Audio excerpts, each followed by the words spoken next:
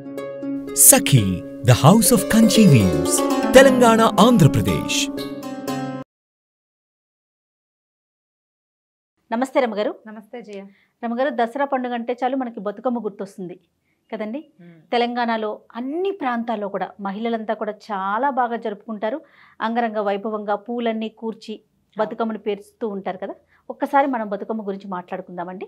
బతుకమ్మ ప్రజల పండుగ, తెలంగాణ ప్రజల ఆత్మగౌరవ పండుగగా ఉంది ఇప్పుడు ప్రెజెంట్.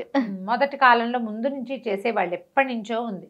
కొన్ని వందల సంవత్సరాల నుంచి బతుకమ్మ పండుగ ఉందంటారు. నా చిన్నప్పుడు మా నాన్న బతుకమ్మ బతుకమ్మ ఉయ్యాలో అని పాట పాడుతుండేవారు. అవునా? హైదరాబాద్లో ఎప్పుడో ఆయన ఇక్కడ ఉన్నప్పుడు విన్నారు అది. అంచేత ఆయనకు తెలుసు అనమాట. ఆ ఉయ్యాలో పాట బాగుండేది.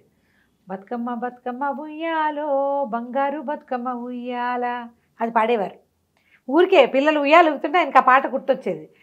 ఈ బతుకమ్మ అంటే ఏంటంటే మా నాన్నగారు నాకు గౌరీదేవి అని చెప్పారు.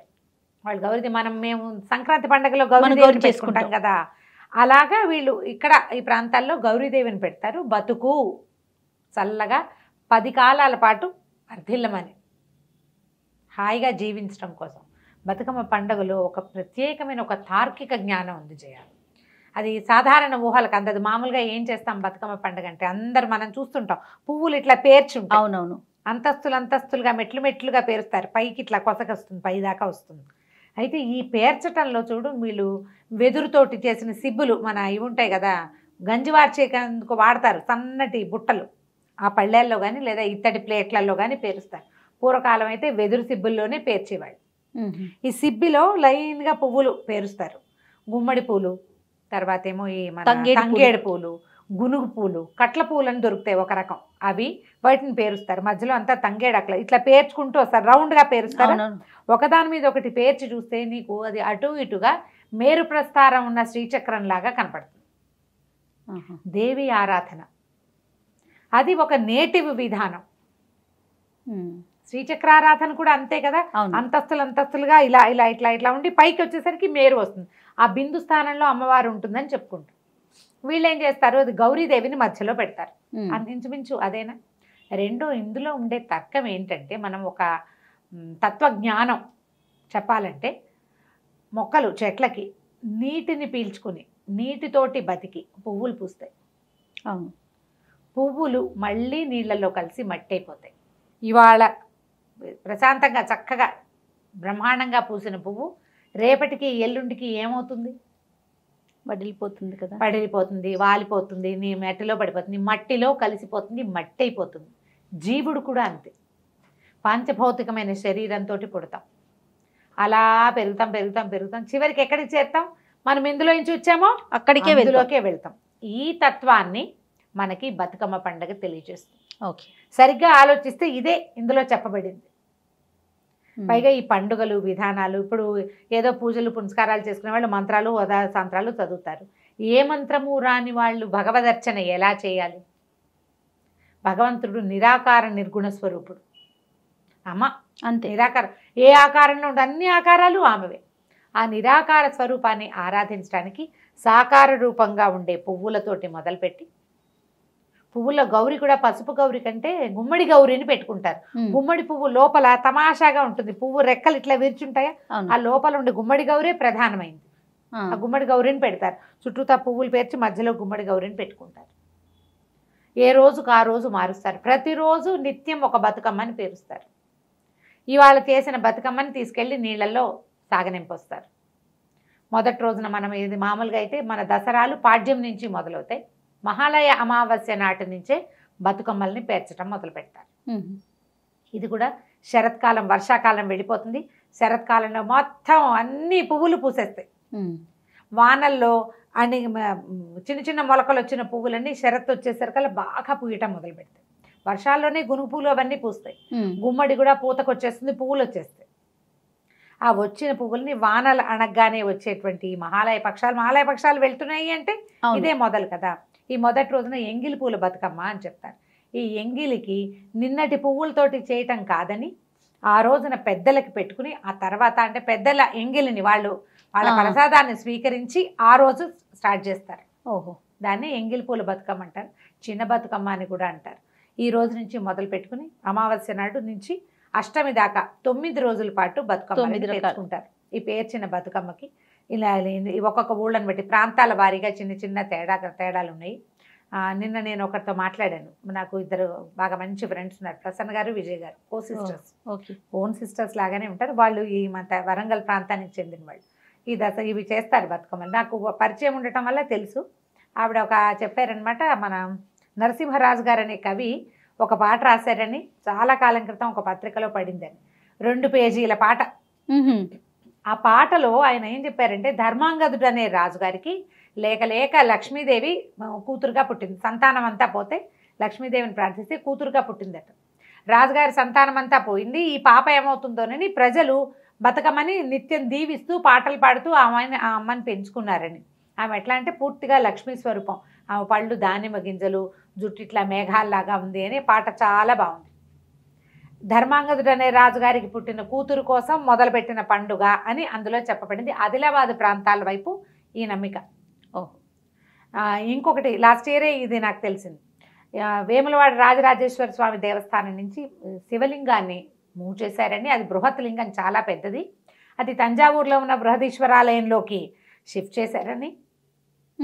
ఆయన శివలింగ స్వామి వెళ్ళిపోవటం వల్ల పార్వతీదేవి దుఃఖంతో ఉందని, ఆమెను దుఃఖపడద్దని బృహత్తమ్మ ఆవిడ పేరు, బృహత్ లింగాన్ని జరిపారు. బృహత్తమ్మకి ఆనందం కలగజేయడానికి పువ్వులతోటి రోజు పువ్వులు తీసుకెళ్ళి ఆ రంగురంగుల పువ్వులు చూస్తే ఆమెకు ఆహ్లాదం కలుగుతుందని అలా మొదలుపెట్టారు. బృహత్తమ్మే బతుకమ్మ అయ్యిందని కూడా ఒక కథ ఉంది. ఇవి మనకి వికీపీడియాలో కూడా కనిపిస్తాయి.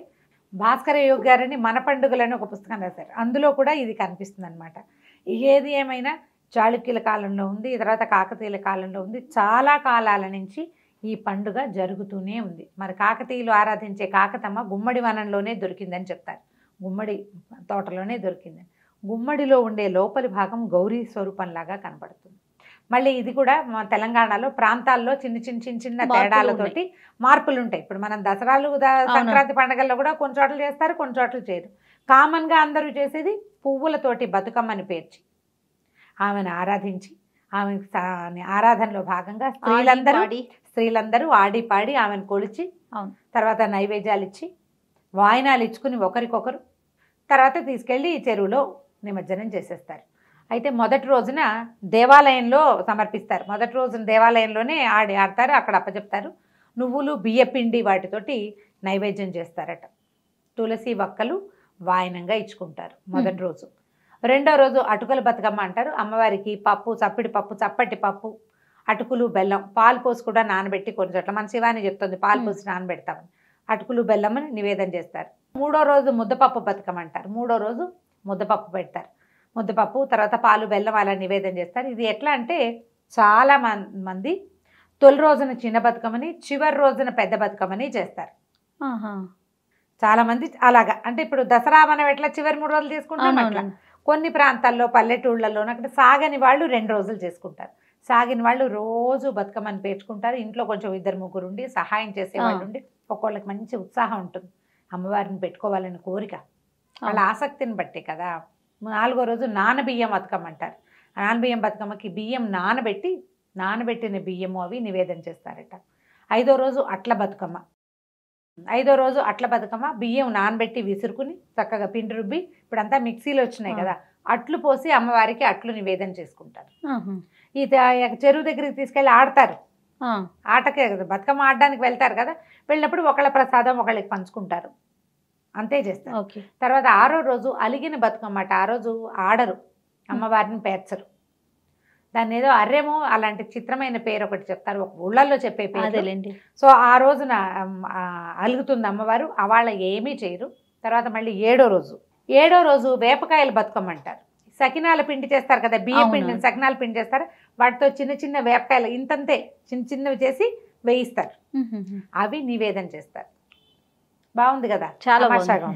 8వ రోజు అమ్మవారికి వెన్న ముద్దల బతుకమ్మ అంటారు. వెన్న, బెల్లము, నువ్వులు నివేదన చేస్తారు. బెల్లం, నువ్వులు అంటే మనం చిమ్మిరి చేస్తాం కదా.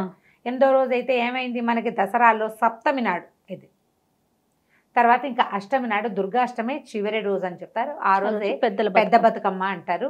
అవాళ 5 రకాల సద్దులు అంటే ఇప్పుడు మన ధాన్యాలతో చేసిన పొళ్ళు వాటితోటి పిండిలు కలుపుతారు, సత్తుపిండి, దాంతో సత్తుపిండి బెల్లం కలిపి అవో ముద్ద, అట్లా అన్ని పిండి ముద్దలు చేస్తారు. తర్వాత ఏమో మన పేలాల పిండితోటి బెల్లం కలిపి దాంతో ఒక ముద్ద, అట్లా 5 రకాల సద్దులు చేస్తారు. ఈ సద్దుల బతుకమ్మకి విశేషంగా బాగా కోలాహలంగా మొత్తం ఊళ్ళో ఉన్న అన్ని కులాల వాళ్ళు కలిసి బతుకమ్మలాడతారు. మామూలు రోజుల్లో చేయలేని వాళ్ళు కూడా ఈ చివరి రోజున మాత్రం తప్పకుండా అమ్మవారిని విశేషంగా చేసుకుని అందులో పసుపు గౌరిని చేసి పెడతారట. పసుపు గౌరిని ఏం చేస్తారు, చెరువులో కలిపేటప్పుడు పసుపుని చెరువులో బతుకమ్మని సాగనంపి మళ్ళీ రమని పోయిరావమ్మ అని పాట పడతారు. దీనికి ఈవిడ లక్ష్మీదేవి అని చెప్పడానికి కూడా శ్రీలక్ష్మిని మహిమలో గౌరమ్మ అనే ఆ పాట ఇప్పుడు ఆ నరసింహరాజు గారు రాసిన దాంట్లో మొకటంగా కనపడుతుంది. చిత్రంగా ఉంటుంది. అమ్మవారిని సాగనంపుతూ కూడా మళ్ళీ రేపొద్దున మళ్ళీ చేసుకోవటం, మళ్ళీ వచ్చే సంవత్సరం రమ్మని వినాయకుడిని ఎట్లా సాగనంపారో అట్లా అమ్మవారిని దిగబెట్టడమే. అత్తారింటికి పంపించే ఆడపిల్లకి చెప్పినట్టుగా జాగ్రత్తగా ఉండమని చెప్పడం కూడా ఉంటుంది ఆ పాటలో. కొన్ని పాటలు అట్లాంటివి కూడా. ఇదంతా కూడా పాటలు, నృత్యగానాదులతోటి అమ్మవారిని సంతోషపెట్టడం. మనలో మనం ఒక సోషలైజేషన్ కూడా, అంతే కదండి. ఈ పసుపుని అమ్మవారి గౌరిని మొహానికి రాసుకుంటారు, సూత్రాలకు రాసుకుంటారు. తర్వాత ఒకళ్ళ చేతుల నుంచి ఒకళ్ళకి ఇస్తున్న వాయనం పుచ్చుకుంటున్నామ వాయనం అని అమ్మ గౌరిని చేతులు మార్చుకుంటారు. ప్రసాదాలు కూడా చేతులు మారుతాయి, ఒకళ్ళ ప్రసాదం ఒకళ్ళు తీసుకుంటారు. కుల విచక్షణ అవి పాటించరు, అందరూ కలిసి చేసుకుంటారు.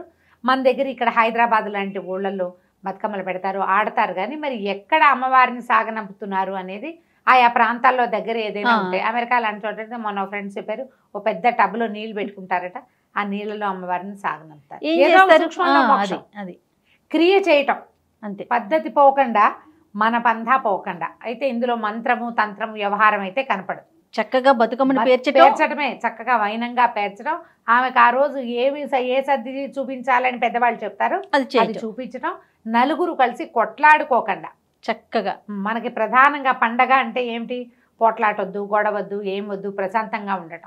మరి 10 రోజుల పాటు ప్రశాంతంగా ఉంటే అలవాటైపోయి చక్కగా సంవత్సరం అంతా ప్రశాంతంగా ఉంటాం.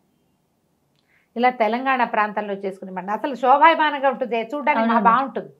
పాటలు కానీ చక్కగా అందరూ ఆడి పాడటం భలే సరదాగా ఉంటుంది. మన దగ్గర అయితే చక్కగా బ్రహ్మాండమైన అలంకారాలు సంవత్సరం అంతా కొన్ని పట్టు చీరలు 10 రోజుల్లో కట్టుకుంటారు. అవును, రోజు చక్కగా అలంకరించుకుని, ఇప్పుడు ఆడవాళ్ళు అలంకరించుకుని సంతోషంగా ఆడి పాడాలంటే కుటుంబ సౌఖ్యం ఉండాలి. అవును, ఇంట్లో ప్రశాంతంగా ఉండాలి. ఆ రకమైన ప్రశాంతతని అమ్మవారు మనకు ప్రసాదించాలని కోరుకుంది. తప్పకుండా రమ్మగారు. నమస్తే. నమస్తే.